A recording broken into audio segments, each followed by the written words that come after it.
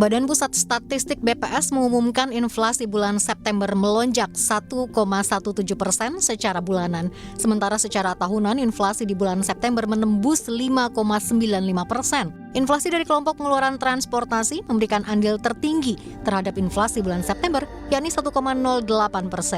Tingkat inflasi sektor transportasi bahkan hampir menembus 9%. Melonjaknya inflasi transportasi tidak lepas dari dampak kenaikan harga BBM. Inflasi dari kelompok pengeluaran makanan dan minuman di bulan September justru mengalami penurunan atau terjadi deflasi, yakni minus 0,3%. Inflasi September tahun 2022 yang sebesar 1,17% ini merupakan tertinggi sejak Desember tahun 2014.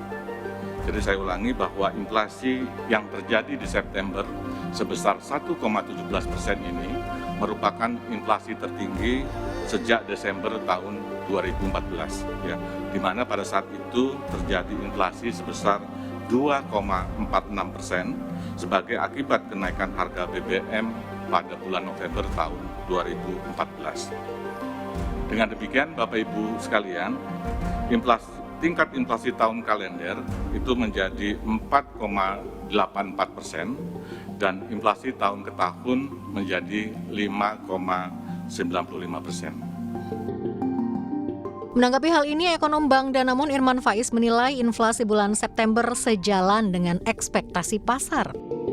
Jadi sebenarnya ini bukan hal yang mengejutkan ya untuk spike di inflation ini di bulan September. Nah, kami sendiri memang memperkirakan dengan adanya kenaikan dari harga BBM bersubsidi pada awal bulan lalu, ini memang akan mendorong inflasi umum, terutama di bagian administered price, harga yang diatur pemerintah di bulan ini dan akan berlanjut ke bulan-bulan. Karena ada selain dari first round impact di bulan ini, ada juga second round impact-nya, karena kalau harga BBM itu naik kan implikasinya akan ke industri manufaktur juga dari sisi logistik cost dan biaya energi mereka.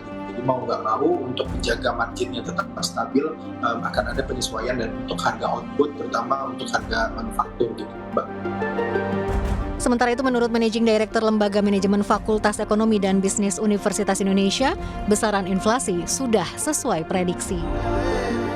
Tapi ini pertanda, sinyal bagi kita untuk mengembangkan sisi kapasitas produksi kita, sehingga harapan kita untuk mendorong ekspor yang terus terjalin selama 20 bulan ini itu dapat baik dan tapi tidak muluk-muluk kenaikannya.